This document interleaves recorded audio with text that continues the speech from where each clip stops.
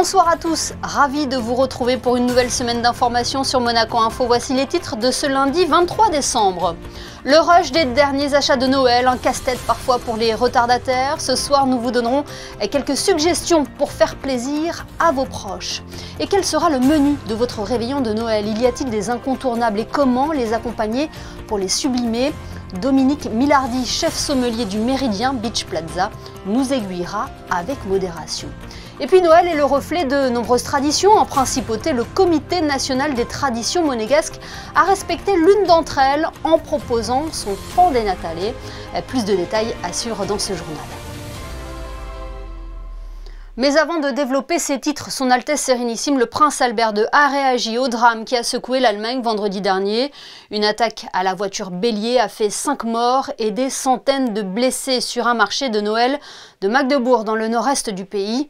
Dans une dépêche officielle adressée au chancelier Olaf Scholz, le prince souverain écrit « En union avec les familles des victimes, les blessés et le peuple allemand, dans la peine et le désarroi, je vous assure de la solidarité de mon pays face à cette cruelle épreuve. » Sur place, l'enquête se poursuit pour connaître les motivations du suspect, arrêté immédiatement après l'attaque.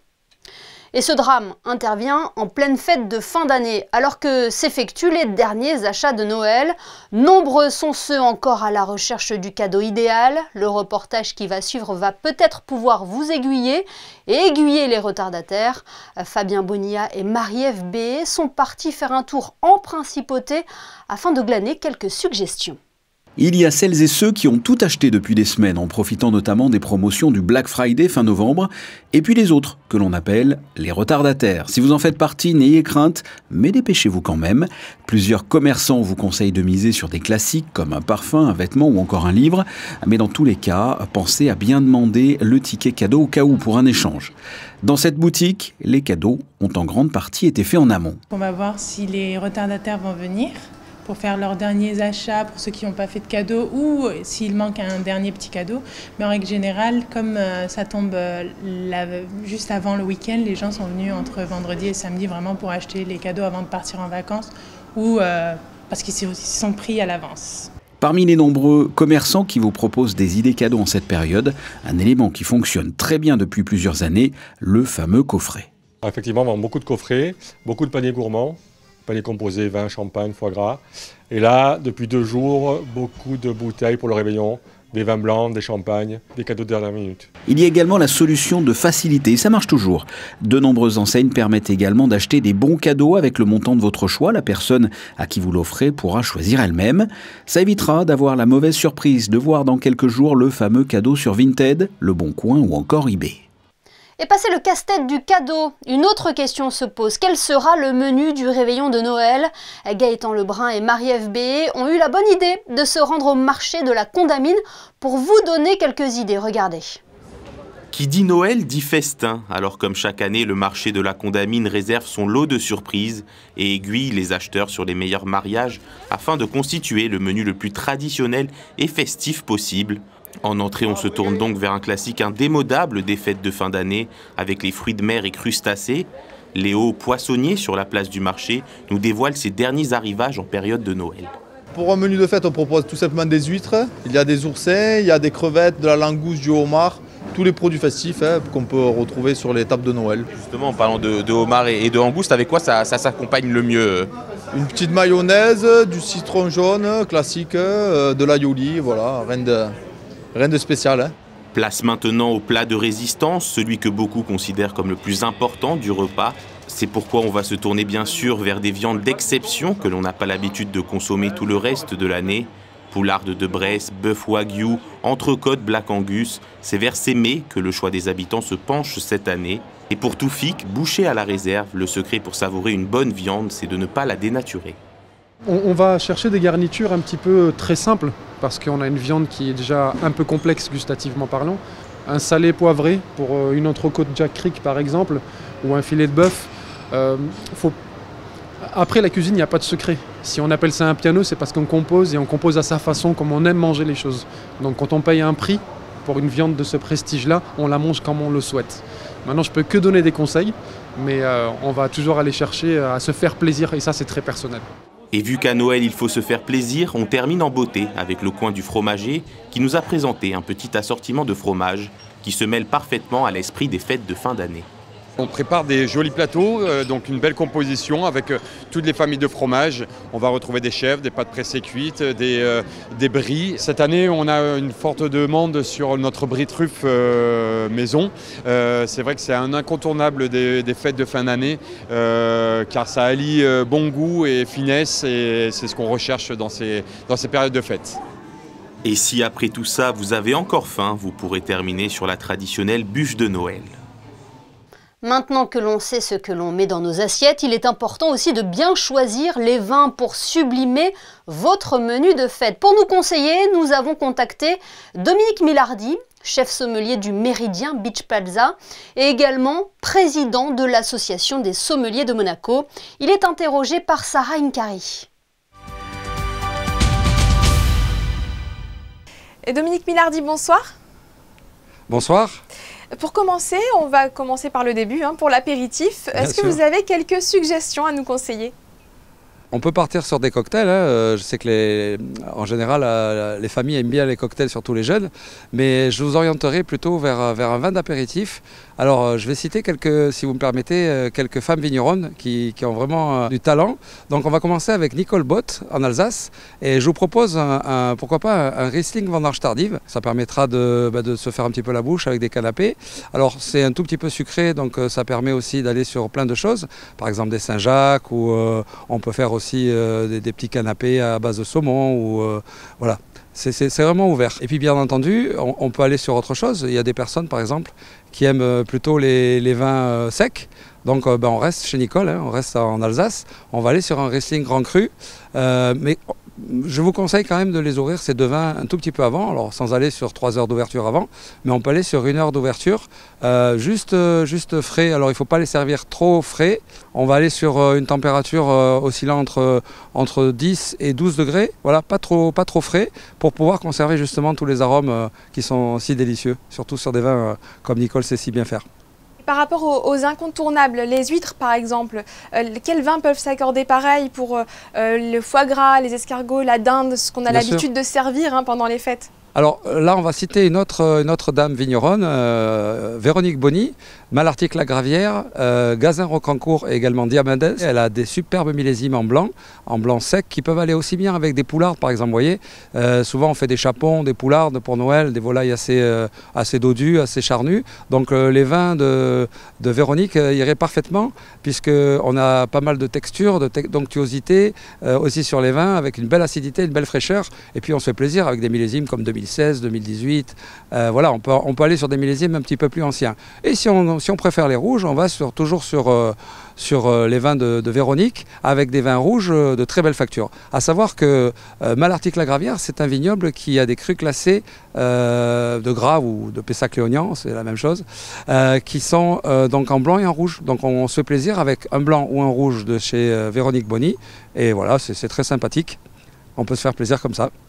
On n'oublie pas le fromage, même si on en a une grande variété. Est-ce que vous auriez un vin à recommander ? Sur le fromage, je recommanderais plutôt des vins blancs, même si la plupart des gens vont sur des vins rouges. On peut mettre des jolis fromages de chèvre ou beaucoup de fromages qui s'accordent plutôt avec des vins blancs. Pourquoi pas un Sancerre blanc, mais on va retourner encore avec nos femmes vigneronnes. Et là, on va parler d'une appellation iconique de la France du Sud, avec Châteauneuf-du-Pape, Françoise Roumieux, qui fait un blanc en Châteauneuf-du-Pape qui est juste incroyable. Son père Pape, qui est vraiment superbe vin, on peut l'avoir en blanc et en rouge. La même chose, les blancs, ne les servez pas trop frais. Les rouges, si vous voulez les carafer, vous pouvez, mais vraiment les ouvrir une demi-heure, 1 heure avant, pour tous les vins, c'est très bien. Pour trinquer au moment de la bûche, on reste fidèle au champagne ? Les champagnes, bien sûr. Alors là, je vais vous citer trois maisons de champagne qui sont tenues par des dames. Charline Darapier, qui est une jeune femme extraordinaire et qui fait de très très bons champagnes, donc de la maison Drapier. Je recommande plutôt des champagnes rosés. on peut aller sur la cuvée Clairvalis chez Drapier, mais également vous avez d'autres vigneronnes qui font de très très bons champagnes. Il y a même une association de dames vigneronnes qui font un coffret avec des champagnes multiples.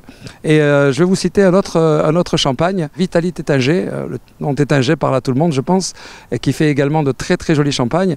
On peut aller sur des champagnes demi-secs, c'est très bien, et ça permet d'avoir une légère sucrosité, pas trop importante, parce que j'aimerais que les gens comprennent finalement que le sucré n'appelle pas le sucré, mais au contraire, on fait des accords de contraste et pas des accords qui rappellent le sucre si on est sur un dessert sucré par exemple.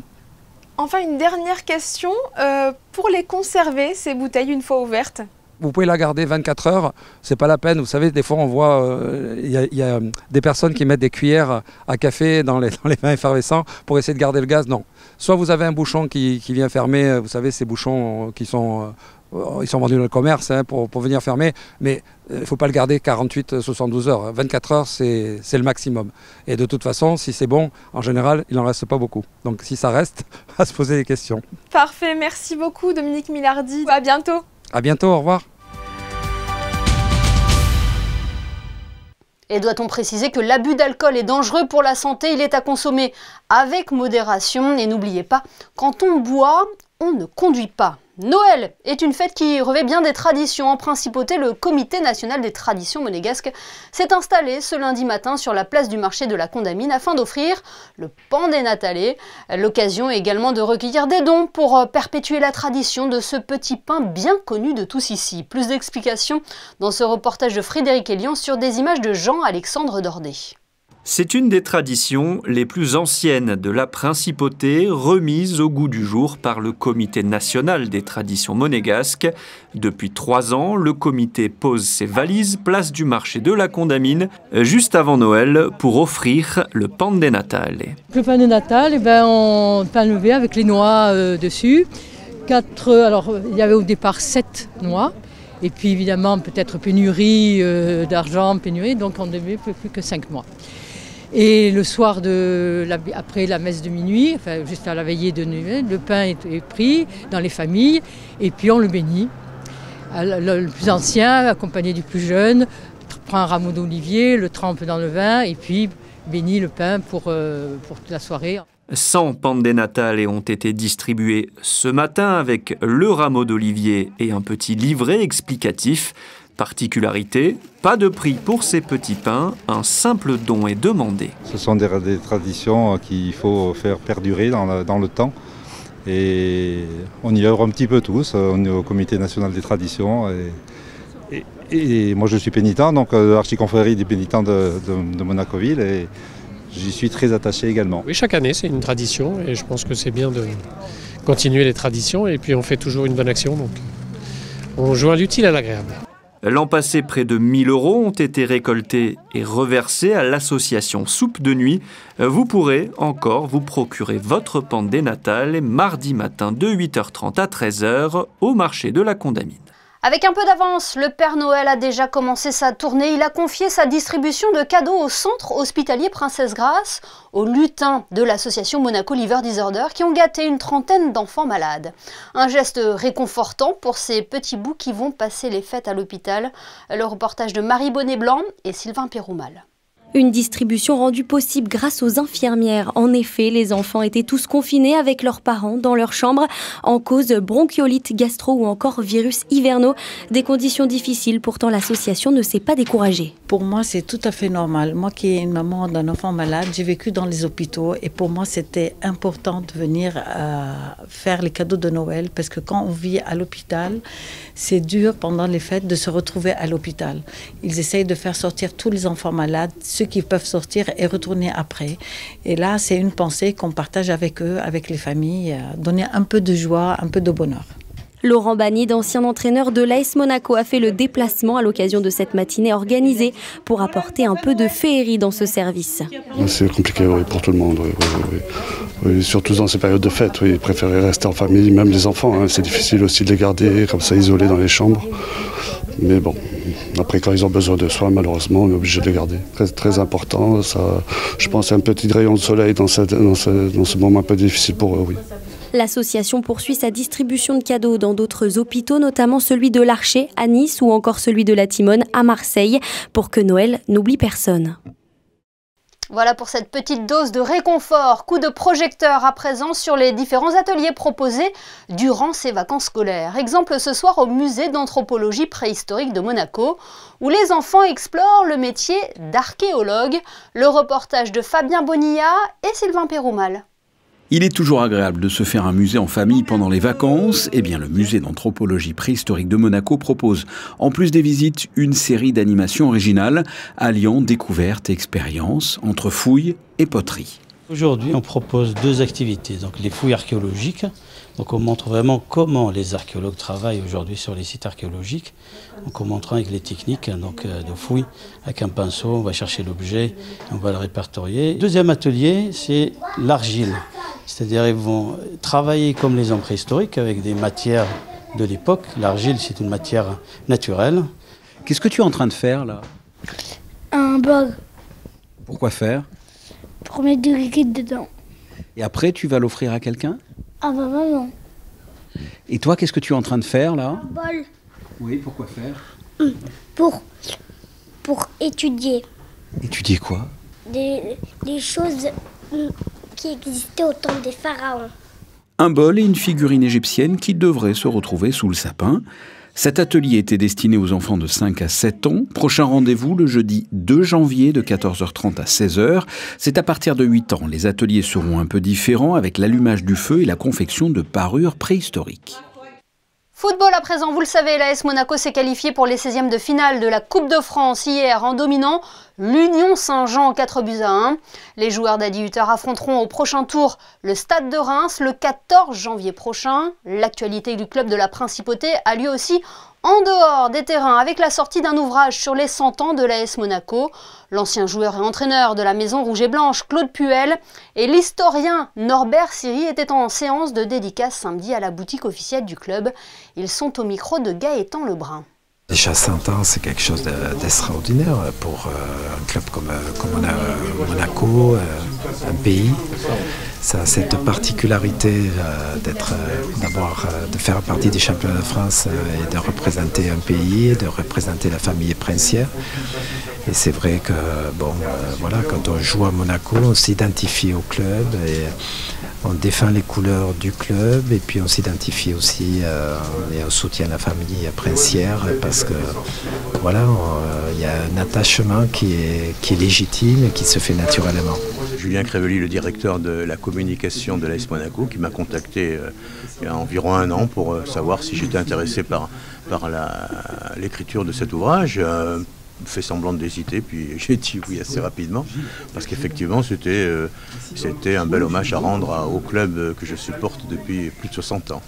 Et toute cette histoire et cette passion pour le club de la Principauté est à retrouver dans un ouvrage, 1924-2024, les 100 ans de l'AS Monaco, une idée cadeau que l'on pourrait retrouver sous le sapin de tous les amoureux du club. Place à présent à vos prévisions météo. Pour cela, Marie Bonnet-Blanc nous a rejoint en studio. Bonsoir Marie, quelle est la tendance pour la journée du 24 décembre ? Bonsoir Émilie, bonsoir à tous. Des éclaircies demain et quelques nuages dans l'après-midi. Côté température, elles seront douces avec 7 degrés dans la matinée. Puis un peu plus tard, le thermostat affichera jusqu'à 13 degrés. Et en cette veille de Noël, on fêtera les Adèles. Merci Marie et merci à vous de votre fidélité. Ce journal est à présent terminé. On se quitte avec les photos de Stéphane Dana qui a assisté à l'atelier proposé au musée d'anthropologie préhistorique de Monaco. Passez une excellente soirée et rendez-vous demain à 19h pour une nouvelle édition sur Monaco Info.